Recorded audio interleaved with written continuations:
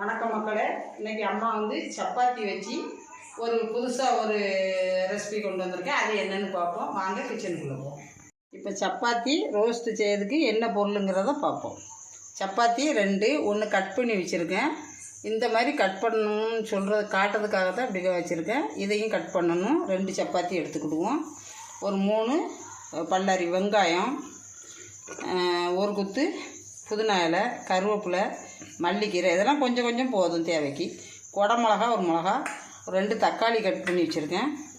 இதுக்கு வந்து மிளகுத்தூள், இஞ்சி பூண்டு பேஸ்ட்டு, வத்தப்பொடி, கரம் மசாலா, மல்லிப்பொடி, மஞ்சள், உப்பு, தேவையான அளவு ஆயில். இப்போ இதுக்கான பொருள் இது. இப்போ அடுப்பத்தை வச்சு சட்டி காய வைக்க போகிறோம். வாங்க என்ன எப்படி பண்ணலாங்கிறத பார்ப்போம். இப்போ சட்டி காஞ்சிருச்சு. கொஞ்சம் ஆயில் ஊற்றுது. இப்போ கடுகு நல்லா பொரிஞ்சதும் வெங்காயம், ஒரு மிளகா, குடமிளகா, இந்த 3 வதக்கிக்கிட்டு இருக்கேன். இப்போ தக்காளி 2 வெட்டி வச்சுருக்கிறத போடுறேன். இப்போ இது கூட மல்லிக்கீரை, புதினா, கருவேப்பிலை எல்லாமே போடுது.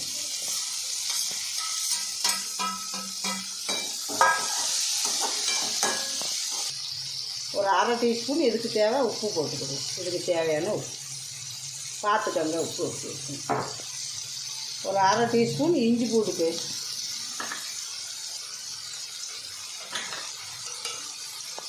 ஒரு சின்ன டீஸ்பூன், 1 டீஸ்பூன் மிளகாத்தூள், மல்லித்தூள் 1 டீஸ்பூன், கரம் மசாலா தூள் ஒரு 1/2 டீஸ்பூன், மிளகுத்தூள் ஒரு 1/2 டீஸ்பூன், மஞ்சத்தூள் ஒரு 1/4 டீஸ்பூன் போதும்.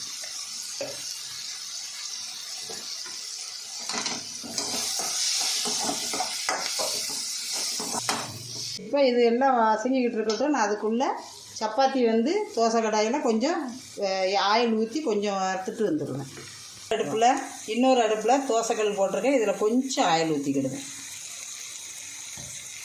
இப்போ ஆயில் காஞ்சதும் இந்த சப்பாத்தியை வந்து நம்ம அதில் போட்டு கொஞ்சம் பிரட்டி எடுத்துக்கிடுவோம். இப்போ இந்த சப்பாத்தியை கட் பண்ணி வச்சுருக்கோம். இதை வந்து இந்த தோசை கடாயில் போடுவோம். போட்டு கொஞ்சம் நேரம் நம்ம அப்படி இப்படி பிரட்டி எடுத்தால் போதும். இப்போ நல்லா சப்பாத்தியை கடாயில் நல்லா வறுத்துக்கிட்டேன். இதை வந்து இப்போ அதை கூட தட்டி எடுத்தேன்.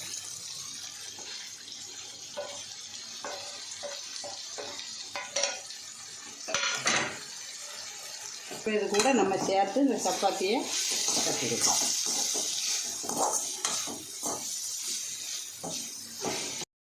இப்போ சப்பாத்தி பிரட்டல் ரெடி.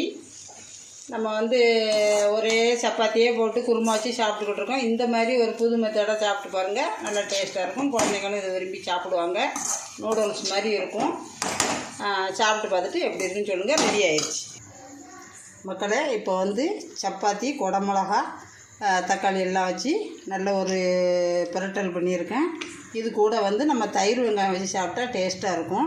செஞ்சு சாப்பிட்டு பார்த்துட்டு எப்படி இருக்குன்னு சொல்லுங்கள் மக்களே.